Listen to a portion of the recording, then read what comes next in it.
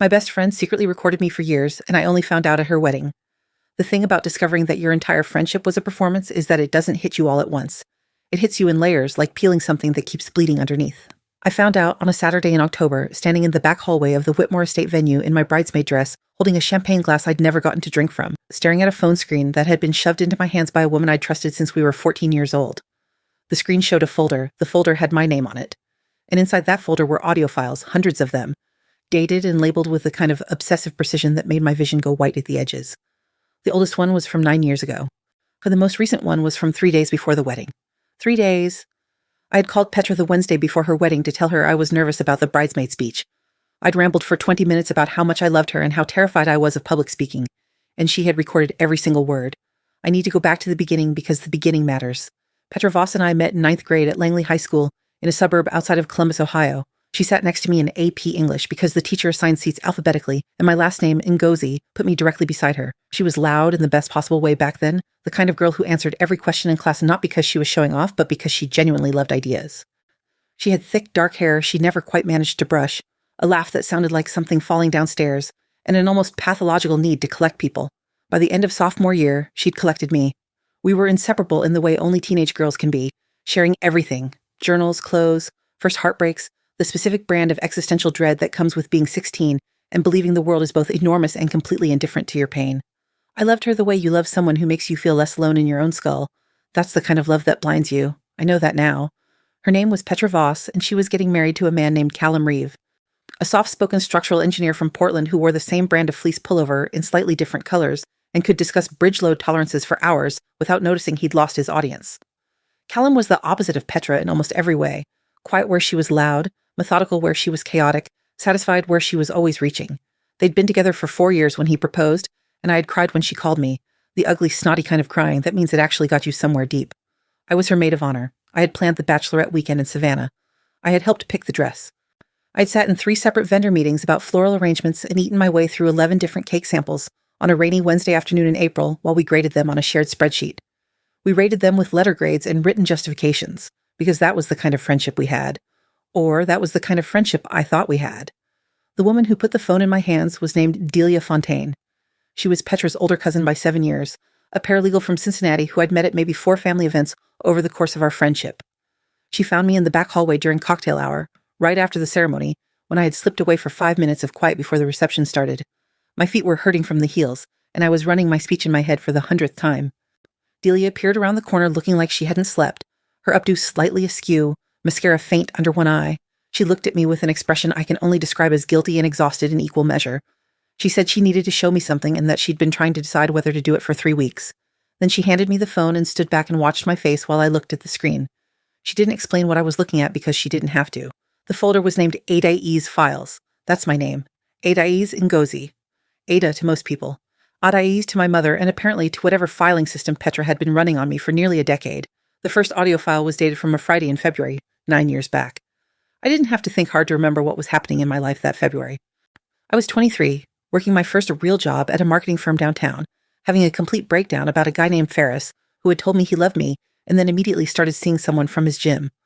I had called Petra crying from a grocery store parking lot, sitting in my car for 40 minutes talking through every variation of what I'd done wrong, what I could have done differently, whether I was fundamentally unlovable or just unlucky. I remembered that conversation vividly because it was one of those conversations that leaves you feeling scraped clean afterward, the ones where you say things out loud that you've never said to anyone.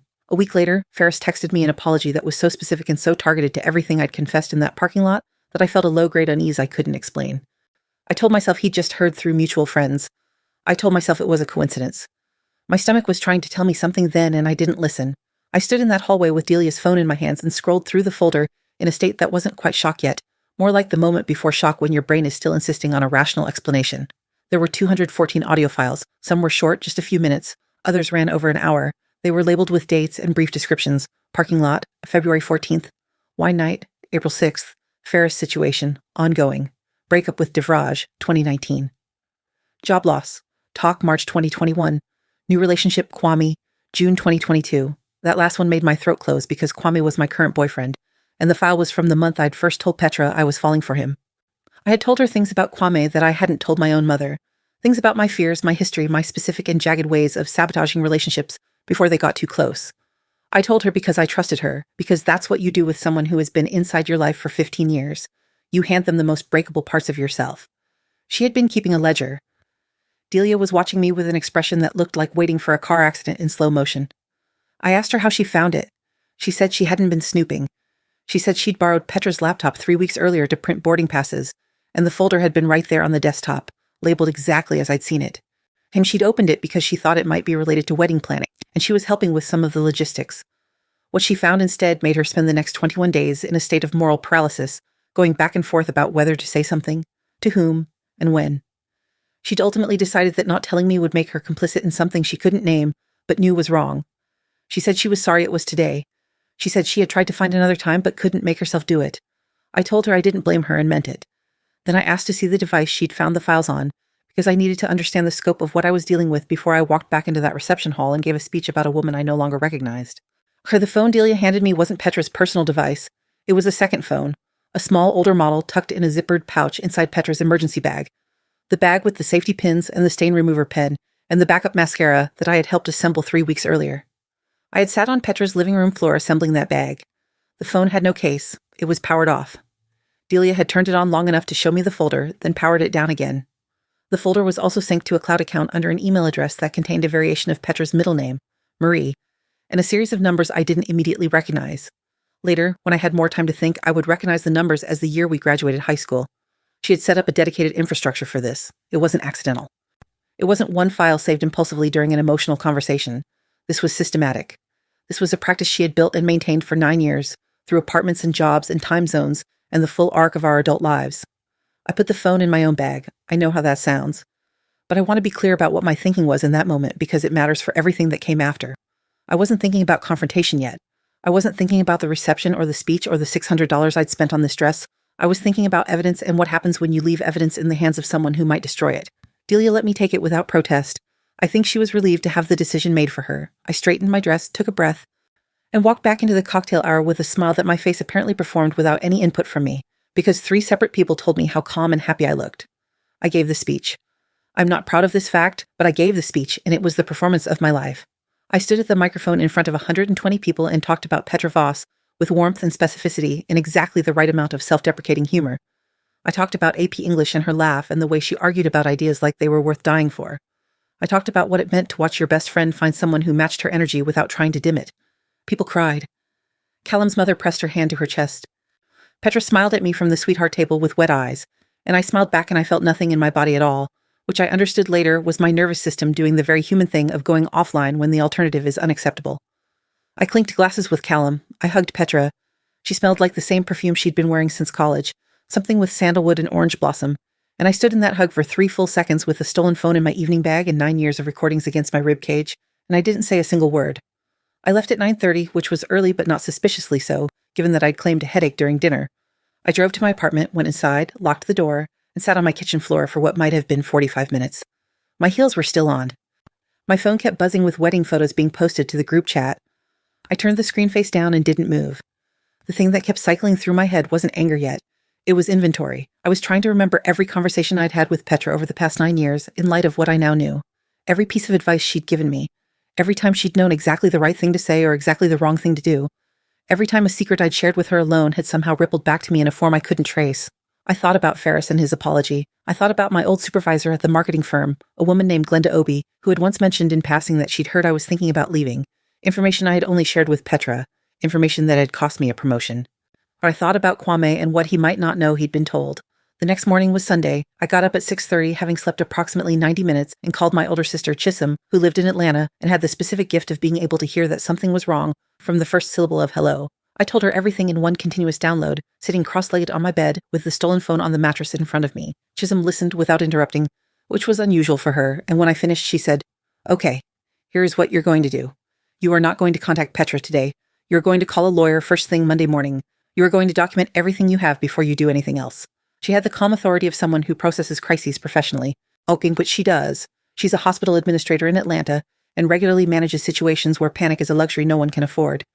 I have leaned on her since I was 6 years old. I wrote down what she told me and added, "Find out if this is illegal," because that was the question underneath all the others. Was what Petra had done a crime? The answer, as it turned out, was complicated. I called a lawyer Monday morning, a woman named Philippa Osei Bonsu, a civil litigation attorney whose name I found through a bar association referral. She had 12 years of practice, a calm voice, and a way of listening that made you feel like she was building a mental file in real time. I explained the situation from the beginning, from the hallway at the venue to the recordings on the phone, and she asked specific, methodical questions about the nature of the recordings, the states in which the conversations had taken place, and what I knew about how they might have been used. She explained that recording laws varied significantly by state. Ohio, where Petra and I had grown up and where most of the conversations had likely taken place, was a one-party consent state, meaning that technically, a person could record a conversation they were a part of without telling the other person. However, she said, that was not the end of the analysis. If the recordings had been used in a way that caused me financial, professional, or personal harm, shared with third parties, used to manipulate situations, leveraged in any way, that opened up potential claims for invasion of privacy, tortious interference, or intentional infliction of emotional distress.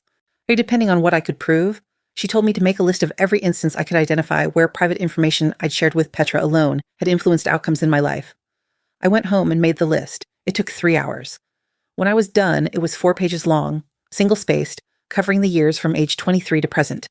It started with Ferris and the eerily specific apology. It included the promotion I'd missed after Glenda mentioned hearing I was looking elsewhere. It included a falling out I'd had with a mutual friend named Yolanda Bro in 2019, which I had always found suspicious because Yolanda had repeated back to me, word for word, something I had only ever said to Petra. It included a conversation with Kwame that had gone sideways in a way I couldn't explain at the time, in which he'd brought up a fear of mine that I couldn't remember mentioning to him, a specific and private fear about repeating patterns from my parents' relationship that I had only ever articulated to Petra, once, at 2 a.m, the week before Kwame and I made things official. I stared at that entry for a long time. Then I called Kwame. I told Kwame on a Monday evening, sitting across from each other at my kitchen table with tea, neither of us was drinking going cold between us. I told him what I'd found, showed him the folder on the phone, explained the specific file dated from June of 2022 that appeared to correspond to our relationship. He was quiet for so long that I started to lose my nerve. Then he said, the thing about the patterns, the thing you told me about your dad. I brought that up the 3rd month we were together. And you looked so surprised that I knew? And I told you one of your friends had mentioned it because I didn't want you to think I was being weird about it. I asked which friend. He said Petra had called him. She had his number from group events and told him she was worried about me, that she thought there were some things I was working through and she wanted to make sure he knew what he was getting into. She had told him under the guise of concern, things I had never consented to share. He had kept it because she asked him to, and because he'd assumed it came from love. His face while he said this was the face of a man rearranging everything he thought he knew about the past 2 years. Philippa wanted documentation beyond what I had from Delia. She wanted to understand whether the recordings had been shared, verbally relayed, or actually sent, and to whom. She connected me with a digital forensics specialist named Gordon Adiemi, who had 14 years of experience in data recovery and digital privacy. Gordon was methodical and precise and had the unsentimental affect of someone who had seen too many terrible things on hard drives to be surprised by anything. I gave him the phone with Petra's full knowledge. Delia had already spoken to Petra on my behalf after I told Chisholm's advice about not going direct, and Gordon spent several days pulling metadata from the audio files. What he found was that the files had not been stored only on the device. Multiple files had been shared via airdrop and email to at least 3 external recipients over the years. Some files had cloud backup logs showing access from devices other than Petra's.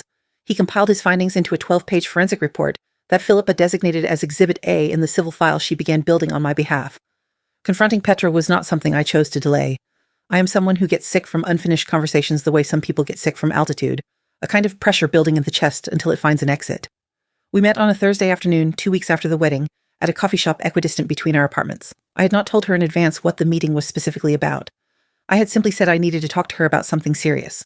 She arrived looking like herself, the dark hair, the messenger bag, the same orange blossom perfume, and I watched her sit down and order and smile at the barista, and I felt something that had no clean name, a combination of grief and fury, and the specific sadness of losing something you loved before you fully understood what it was.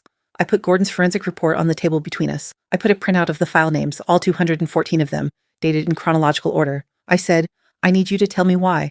What followed was the worst hour of my adult life, and I have had some genuinely terrible hours. Petra's first response was denial, a flat and immediate denial that lasted about 90 seconds before collapsing under the weight of the printed file names, which she clearly recognized because her face went through a sequence of expressions I had never seen on her before. And after denial came explanation, and the explanation was the most painful thing I had ever been asked to absorb. She said she had started recording conversations by accident. She had been going through a mental health crisis at 23 that she had never told me about, a period of severe anxiety in which she was seeing a therapist and had been told to journal and process her relationships. She had started recording calls as a form of journaling so she could play them back and analyze her own responses. She had told herself it was for her benefit, that it was a way of working through her own patterns, not a way of cataloging mine. She had kept it going because she'd convinced herself it was harmless, because she'd told herself for 9 years that she would delete the files and never had. I asked her about Ferris. I asked about Glenda. I asked about Yolanda Bro and the word-for-word repetition. I asked about Kwame. For each one, there was an answer that tried very hard to be an explanation and failed. She had told Ferris things because she felt bad for him. She had told Glenda because she thought it would help my career in a way she couldn't explain now. She had told Yolanda because she was trying to mediate a conflict. She had told Kwame because she was worried. In every case, my private words had become her currency, and she had spent them however the moment seemed to require. She was crying by the end. Genuinely crying, the kind that doesn't perform, and I want to be honest about the fact that it affected me, because I had loved her for half my life, and grief doesn't stop being grief just because it's mixed with rage. I told her that I didn't know yet what I was going to do, legally or otherwise. I told her that what she had done had shaped my life in ways I was still discovering. I told her that every conversation I had replayed in my mind for the past 2 weeks had a different quality to it now. A kind of double exposure, my voice speaking and simultaneously knowing it was being stored and might be used. She asked if I could ever forgive her. I said I honestly didn't know. I left the coffee shop and sat in my car for 15 minutes before I could drive. The sky was the specific gray of October in Ohio, flat and indifferent, and I sat there watching people walk past with their coffee and their phone calls and their unrecorded lives and thought about the difference between a friend and an archivist. Philippa moved forward with the civil claim. The process was long and procedural and punctuated with the kind of small indignities that anyone who has been through litigation will recognize. The waiting, the paperwork, the moments when the scale of what you're fighting feels disproportionate to every piece of paper being pushed across a desk. Philippa was patient with me in a way that felt deliberate. She had a framed quote in her office from a Jamaican poet I didn't recognize, something about how the archive was never neutral. She had probably had this conversation before. She knew how to explain the distinction between the legal framework and the emotional reality, and she knew that these two things would not resolve on the same timeline. In late November, 4 weeks after the forensic report was filed, Petra's attorney, a man named Russell Fairweather, who specialized in civil privacy disputes, reached out about a possible settlement. I told Philippa I wanted to hear what they proposed before making any decisions. The settlement conference happened on a Wednesday in December at Philippa's office. Petra was present with Russell. I sat across the conference table from her for the first time since the coffee shop, and the distance felt enormous. Russell presented a framework.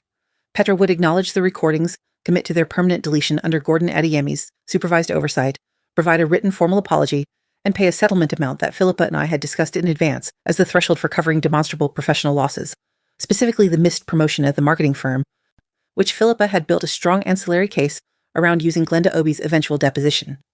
Glenda, to her considerable credit, had agreed to speak when Philippa reached her. She was direct and uncomfortable in the way of someone who realizes in retrospect that they'd been given information they never should have had.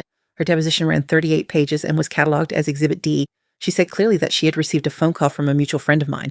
She didn't have the name at the time, but confirmed it when shown Petra's contact information, and that she had acted on that information in a way she would not have otherwise. It was the kind of honesty that cost something, and I respected her for it. Petra accepted the settlement terms. The deletion was supervised by Gordon on a Friday morning in January, in a process that took 2 hours and produced a verified certificate of destruction for the files and cloud backups. I was not present for it. I was at my apartment drinking coffee and staring out at the street below and trying to decide what I felt about a process that could verify deletion but couldn't reverse 9 years. Philippa sent me a message when it was done. 2 words, all clear. I read it 3 times and felt something small and complicated that wasn't quite relief. Relief implies that the thing was over. The thing was not over. The thing would take much longer than a Friday morning in January to be over. Kwame and I had several very hard conversations over those months. He was not the villain of this story. He'd received information in a context that made it seem like concern. And he'd never had any reason to question Petra's motives, because I'd given him every reason to trust that our circle was a safe one. But there was still a wound in what we'd built together, a specific place where I now knew that some of our intimacy had been primed by information I hadn't consciously offered. We went to couples counseling starting in December. The therapist was a woman named Dr. Nena Afalabi, who practiced at a clinic near downtown Columbus and had a background in attachment theory and betrayal trauma. She had warm eyes behind wire-rimmed glasses and a way of sitting very still while you talked that made the room feel like it could hold whatever you brought into it.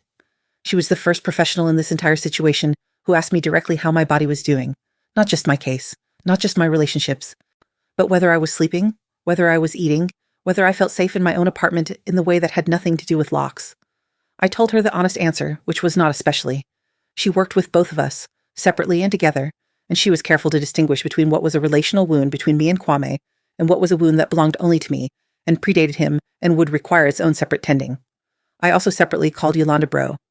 Our falling out in 2019 had never fully resolved, and in light of what I now understood about how Petra had handled information, I wanted to know what Yolanda had actually been told. She picked up on the second ring, which I hadn't expected, and listened to my explanation with a silence that felt careful rather than closed. When I finished, she said, "She told me you said I was difficult to be around and that you were looking for a reason to end the friendship. I had never said that, not even privately to myself. That had been Petra's translation or invention of something I'd said, probably something about needing space when I was overwhelmed, which I had said to Petra during a long conversation about introversion and social exhaustion. What Petra had constructed from that and delivered to Yolanda was a different story entirely, one that had ended a friendship I hadn't meant to end. Yolanda and I talked for an hour and a half. We have since had coffee twice. The friendship is not what it would have been had the last 5 years gone differently, but it is real and it is ours, and it was built on an accurate foundation, which is more than I can say for some things. What happened to Petra after the settlement is not something I followed closely or felt entitled to narrate with authority. What I know is that Callum learned the full scope of what had been in those files. Delia told him, which was her right as a member of his family who had witnessed what happened and felt he deserved to know. The marriage was not annulled, but from what Delia mentioned to me 6 months later in a text I hadn't solicited but appreciated, Petra and Callum were in counseling and that things were uncertain. I didn't spend time feeling satisfaction about this. I didn't feel much about Petra at all for a long time, which was its own kind of grief, the loss of feeling rather than the feeling of loss. Eventually something softer began to replace the numbness.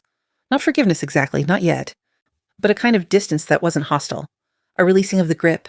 There was a woman I had loved since I was 14 years old, and she had done something that I still don't fully understand the motivation for. Something that came from a place in her I had apparently never had access to, even while she had unlimited access to mine. That is a strange and very specific shape of loss, and I have stopped trying to force it into categories that don't fit. What I want to say about the year that followed is this. It was not straightforward recovery. Recovery is not a direction so much as a texture, the way things start to feel different in your hands, even before you can say they've changed.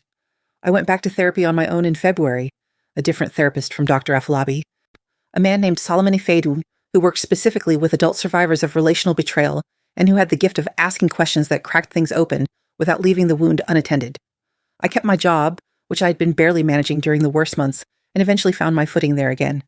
Kwame and I are still together.